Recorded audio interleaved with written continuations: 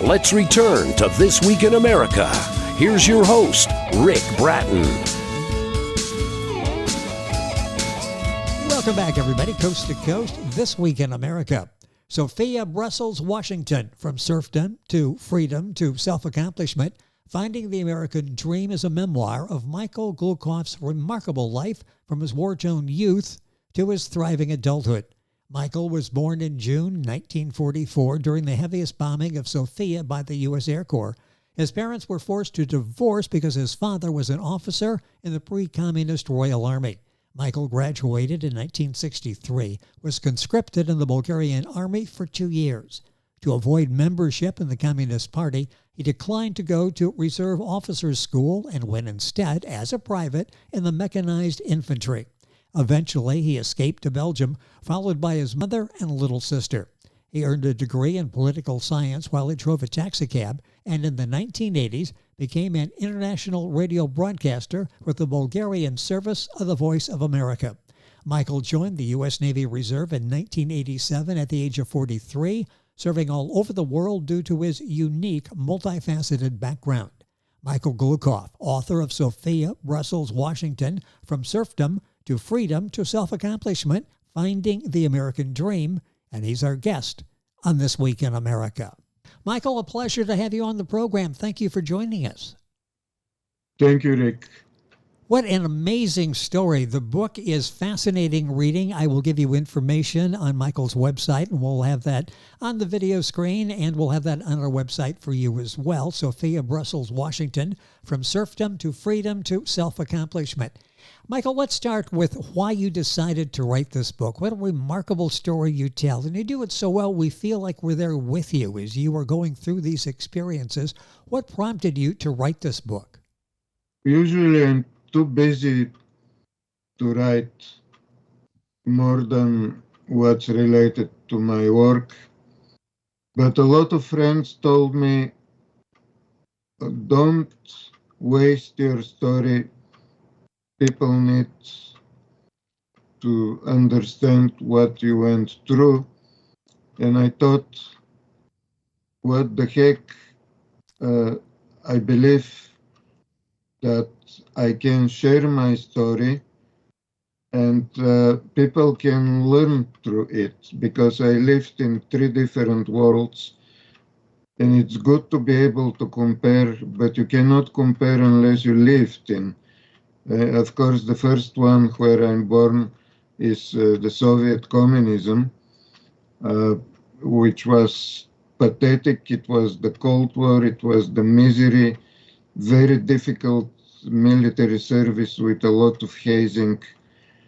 And I survived that and decided that I'm gonna escape and live in freedom, have my education, and ultimately the time came to describe my experience after the escape, which, don't forget, escaping from a communist country is not just picking up a passport and leave. You have to risk your life and bet on it and on the unknown which will follow. Not everybody is ready to do that, but I did it. I succeeded. I managed to beat the bureaucracy of the communist system. And I lived for 13 years in Belgium. I drove taxi cab for 12. And I used my time to go to college. It was very hard, but interesting and rewarding. And then I continued my education. I applied for an internship in the Council of Europe in Strasbourg, France. I was admitted ultimately. It was not so easy. And then I continued my education in the College of Europe in Bruges, Belgium, on postgraduate level. Which gave me possibility to advance. However, I could not find a job that I was looking for, which was my dream was to be related to foreign policy, intelligence. This is what's related to the knowledge in my background. Yes. But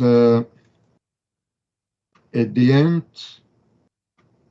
I applied for Voice of America in the United States, and I was accepted. And I had a wife who was American, and since I noticed that there are too many age limits in Belgium, beautiful country, great life, but when it comes to work and the background of work, it's socialized medicine, it's age limits. Age limits is something unknown in the United States. Age limits in the United States are only in the military. You cannot be an officer after the age of 60, and in the foreign service, you cannot be a diplomat after the age of 65. That's it.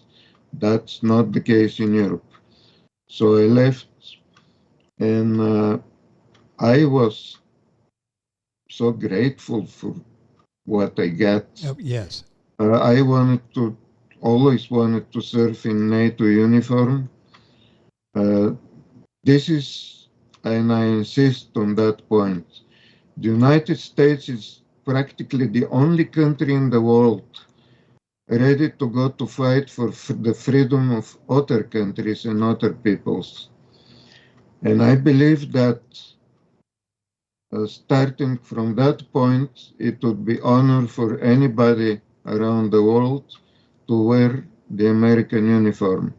So that became an extension of my American dream. And it was not easy. The details are in the book, but I made it again. I went under the wire, practically joined the Navy 1 week before my 43rd birthday, and served with pleasure for 20 years. I started as a journalist in a anti-submarine patrol squadron, and ended as intelligence specialist and analyst with agencies like Defense Intelligence Agency and Office of Naval Intelligence, and supporting other forces like the Air Force, Army on the occasion. And I wanted even to serve after the age of 63, but I was not allowed to that point. So I wanted to share this experience because it's worth. Young Americans need to see and understand that their country is still the country with unlimited possibilities. What you can achieve here, especially if you're born here, but even if you're not, the system is not going to stop you. If you work hard enough and you desire to succeed, like I did, and I succeeded. And if I succeeded, anybody else can. When you see all of the obstacles that you went through, and it's such a remarkable career, all phases, we could spend an hour talking about. It is so fascinating. And you're there with Michael. He takes us through, and we're able to feel what he was feeling going through all of these different situations through his life. The title pretty well sums it up. Sofia-Brussels-Washington, From Serfdom to Freedom to Self-Accomplishment, Finding the American Dream. And Michael's website is the title of the book, Sofia-Brussels-Washington.com. We've got this on our website. You can go there, get information, order the book as well. Book available at Amazon, wherever books are sold. Michael Gloukhov, and his last name is spelled Gloukhov, as in Victor. All this, of course, on our website. Let's talk about some of what you went through while you were describing the problems of the totalitarian system in your country. In the United States and Western Europe, there were raging anti-capitalist protests culminating with the the May 68 events in France. How do you explain that? How do you put that in perspective for us? This is kind of paradoxical because in May 68, the events started in the University of Nanterre. Actually, in the same university, I obtained a doctorate in 1994. Those students were rich. They were ideologically anti-capitalist, and like their American colleagues a little bit earlier, already in the early 60s, most of them were the followers of the school of Herbert Marcuse School of Sociology, of Frankfurt School, were a group of intellectual Jewish professors that wanted to modify society. They moved to Columbia University, and their influence was very strong. It coincided with the Vietnam War and the peace movement. The peace movement, don't forget, is not a spontaneous movement. It was manipulated by the Foreign Department of the Central Committee of the Soviet Communist Party. And it was an extended network of churches, peace organizations, and most of the time, or practically, I don't know if there are exceptions. They didn't know who were behind. But the movement was well organized, and it had an impact. In France, it was purely anti-capitalist and spread around Europe with a lot of destruction in Paris, to such extent that General de Gaulle was consulting the French troops occupying Germany in Baden-Baden to come and intervene on Paris to stop the chaos. Ultimately, the situation settled down.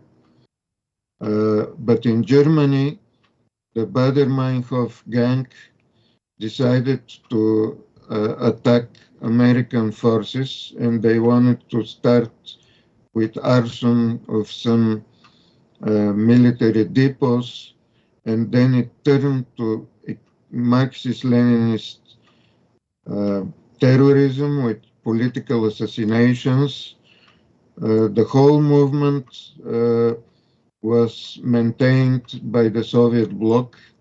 A lot of people don't know about that, especially in the United States. And only after the fall of the Berlin Wall, suddenly the movement stopped and disappeared completely with the failure of the Soviet Union. But in 1968, there was something else in Europe. The Warsaw Pact country, 6 countries, attacked Czechoslovakia because at the same time, the Czechoslovak Communist Party leadership decided to give humane face to communism, to make the system acceptable for ordinary people and to suppress the terror. That was not acceptable for the Soviet Union, of course. And 6 armies of the Warsaw Pact, including the Bulgarian army and the unit where I used to serve in, that was Special Unit Brigade for intervention for the Warsaw Pact. So Bulgaria, East Germany, Poland, and Romania refused to participate. So they attacked at the same time Czechoslovakia, occupied. That was August 21st, 68. And this is the time when I managed to escape from Bulgaria. There is so much history in the book, as you can tell. Sofia-Brussels-Washington, from serfdom to freedom to self-accomplishment, finding the American dream. Michael Gloukhov, our guest and the author. That's Gloukhov. Links on our website. His website is Sofia-Brussels-Washington.com. And book available at Amazon, of course, and Barnes & Noble. You described the horrors you lived through during the Communist Army service part of your life. But in the U.S. military, there's harsh training, fighting wars like Vietnam, Afghanistan, and Iraq. Some would say those were similar circumstances. What do you see as the difference? Actually, there is a major difference. There is no conscription in the United States. The service is voluntary. As for the training is hard. It depends what kind of military branch you are. The training provided is enough to be able to sustain physically and psychologically a war situation, but it's not a training that is hazing, which is to break your personality, to destroy your feeling of privacy, to make you slave of the state. That's not the case in the US military and has never been. But that's the case of the Communist Army. The Communist Army, especially when you put the uniform, you understand. For example, I served in the Bulgarian People's Army. It's all semantic, has nothing to do with the people. Actually, the army served to suppress the people, like it was in Czechoslovakia. It serves the expansion of the world communism, like the anthem of the Warsaw Pact was stating that the role of the pact was extending from the Czech Republic, Czechoslovakia at that time, to Great China. So don't forget that, and there was an evolution during the time. I'm going to extend a little bit this philosophy.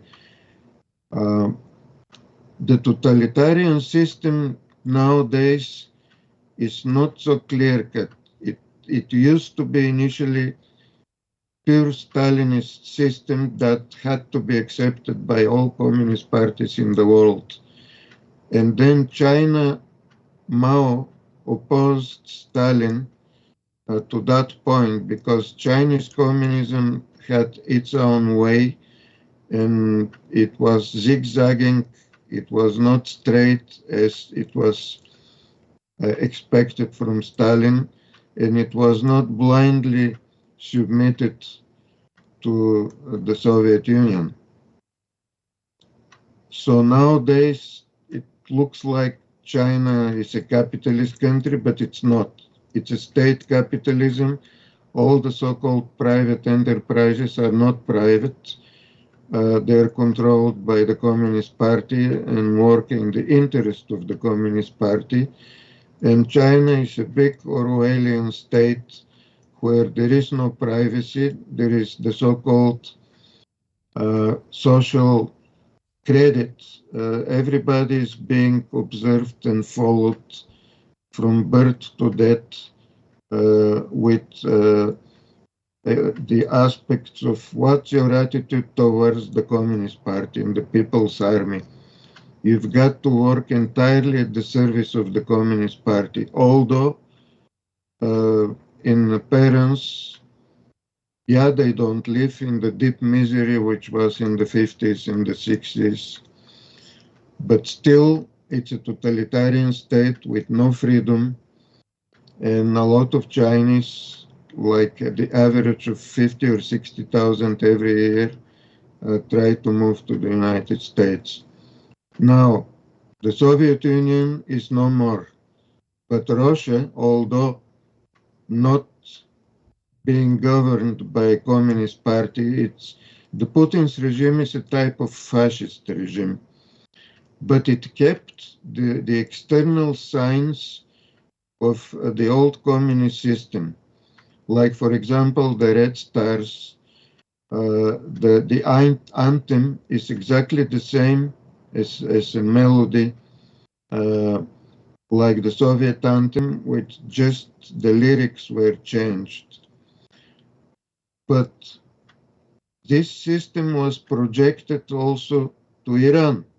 Iran, you'd say, is extreme Islamist state. It is.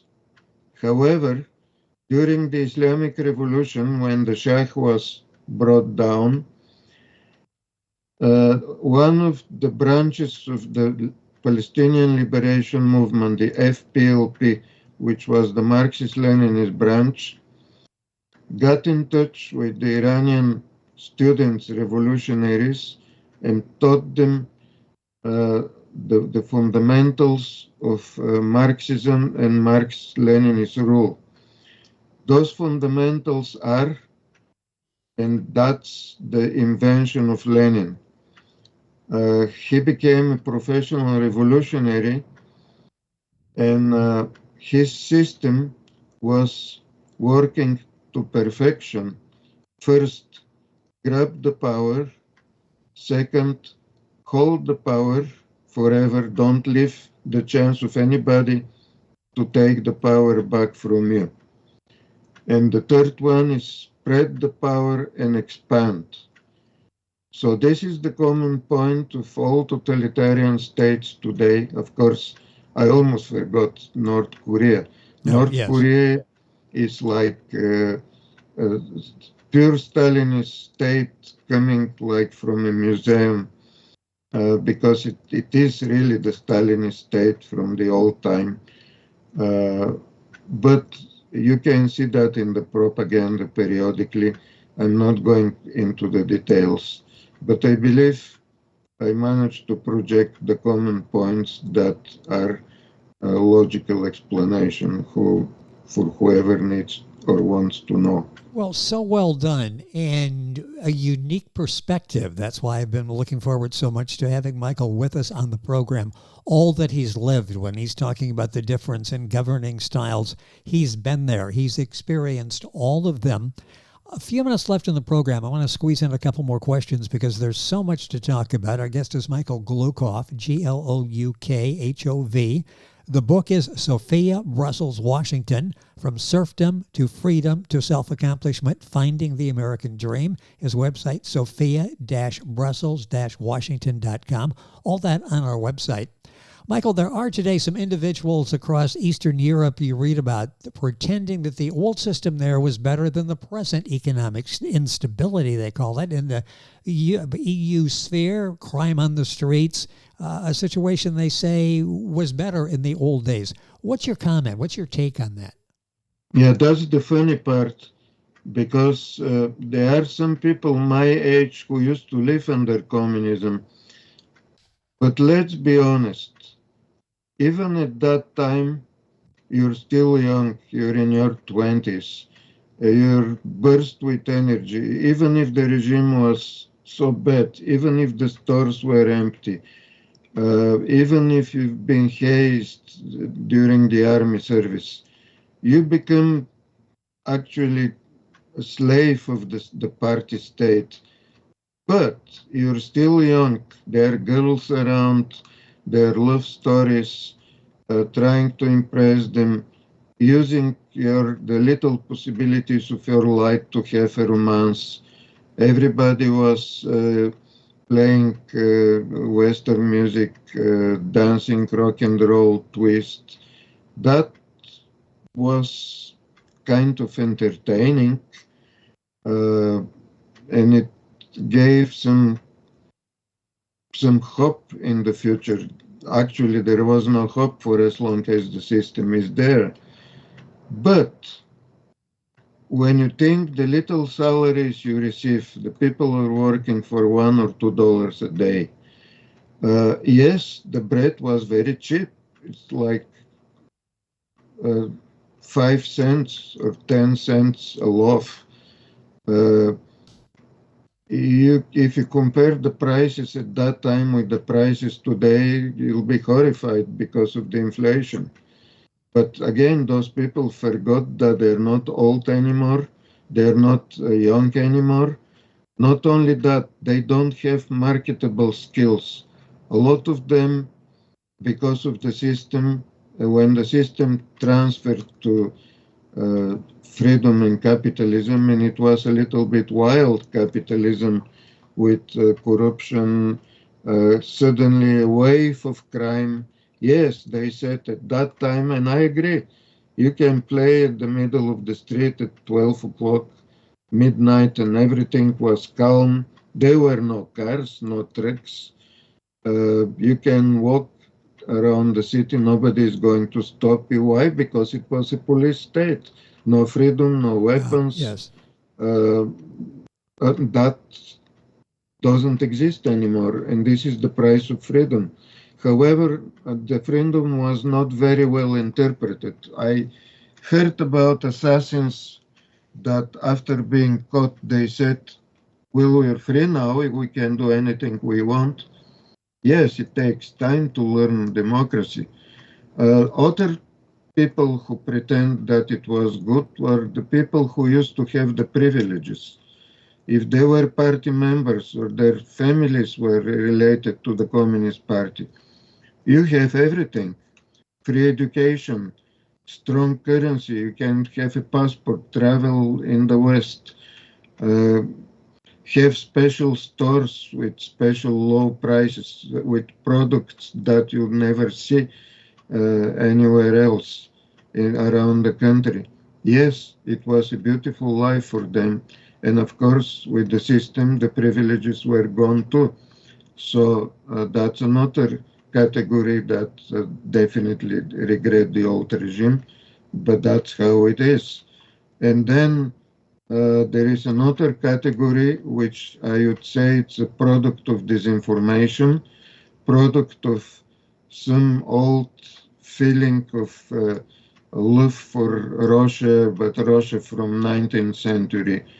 I describe those historical moments in my book. I don't want to take the time now. And that has been used and abused by the Russian embassy, spreading massively disinformation. Actually, there are a couple of parties, political parties, that are so much pro-Russian that they are agitating for whoever would like to follow. Remember, it's a free country now. To pull Bulgaria out of NATO and out of the European Union, which would be an instant disaster. So those are the people who regret the old system. Yes. But if you think a little, you can understand why. So much more in Michael's book, Sofia-Brussels-Washington. I'll give you the information as we conclude here shortly, but I want to get one more question in here. So many interesting aspects to your life in Belgium and Europe. You found academic success there, recognition there. You were well established. You decided to move to the United States. Why did you decide to leave all that behind, a good life, and move to the U.S.? That's a good question. I believe I started answering to a point. First, you need to be propped up. You need a lot of connections to find a good job, especially political job. I mean related to defense, foreign policy. This is where my qualifications are. And I'm a foreigner. Yeah, I've been naturalized Belgian. I still have a Belgian citizenship. Actually, I have 3 citizenships. And look, although I have 3 citizenships, I've been probably the only one, I don't know, and in the U.S. Armed Forces that did obtain top secret SCI clearance. I've been trusted enough, but that tells you a long way about this country, that once you're checked, the kind of confidence the government can have in you. And the United States Armed Forces are have in your young people like the sergeant staff. They have all top secret clearance. They do important jobs. They're trusted and they do their job well, with small exceptions. I describe some of them in my book, and they're well-known historical example. So that's one, the connections. Second, the age limits. And the age limits are related to the system. The European Union is a beautiful place, but the system is slightly socialist. It's not pure socialism. It's a kind of classic socialism of the type of Edward Bernstein. It's an old theory that says in time socialism will evaluate and become even communism, but with freedom and opulence for all. Of course, that never happened. So there is a kind of mild socialism, but this mild socialism has an impact. First, high unemployment. In order to provide employment, you have to drop the age limits. Like in France, they don't want to work after the age of 62. How about that? That's one of the reasons I came here. I want to work. Actually, I'm 80 and I'm still working full-time job because I can do it and the system is not stopping me. Yes. A lot of people don't pay attention to that, but that's the case. In Europe, no, it's mandatory. That means, especially in those political assignments, this is not only you need to be propped up, but the age matters a lot because they need to ensure some rotation and rotation of elites. As the President Mitterrand said one day, he was socialist, the President of France. We need a rotation of elites, people from elite schools, and very few other people can reach those places. Now, there was kind of possible exception for me after I finished my PhD in France, which was related to counterterrorism at the moment when terrorism was blooming around the world. When I graduated, I applied for the Belgian Ministry of Internal Affairs, and I've been told initially that no, there is no space. I cannot go this job. But at the end, when I graduated, they told me, now you can have the job. I said, it's too little too late because I have work in the United States. Yeah. It's such a remarkable story, and it continues. We've only touched the surface of what Michael has in his book, Sofia-Brussels-Washington, From Serfdom to Freedom to Self-Accomplishment, Finding the American Dream. Our guest has been Michael Gloukhov. That's Gloukhov. His book available wherever books are sold. Send it to Amazon, Barnes & Noble. His website, information on Michael, his book, and you can order there, Sofia-Brussels-Washington.com. Links, of course, for all this on our website, thisweekinamerica.us. I'd like to thank King Pages Press, the author's marketing consultant, for arranging our conversation today. King Pages Press, results-oriented, making sure your work gets the attention it deserves. Michael, it's been a pleasure. Time has gone by way too quickly. Hopefully we can continue this discussion. Such a unique perspective that you have, and so many years of knowledge. It's like a history book coming alive as we're talking about it. You'll feel that same way as you're reading the book. Thank you so much for joining us on the program. Thank you, Rick, so much. It was pleasure talking to you, and had the honor to have your public. Well, it's so nice to have you here, and hopefully we can continue. The book is Sofia-Brussels-Washington, From Serfdom to Freedom to Self-Accomplishment, Finding the American Dream. All the information, of course, on our website, thisweekinamerica.us. We are back on today's program right after these messages. This Week in America is online. You can visit our website, thisweekinamerica.us. Scott Pinkerton, Associate Producer of This Week in America. Jay Anderson, Segment Producer. Ben Watson, Webmaster. Otto Bechet, Director of Engineering and TV Production. This Week in America produced and is a trademark of Blue Funk Broadcasting, LLC. For information on all of our guests and to listen to this week's show, our website again at thisweekinamerica.us. And I'm Sean Bratton, Executive Producer of This Week in America.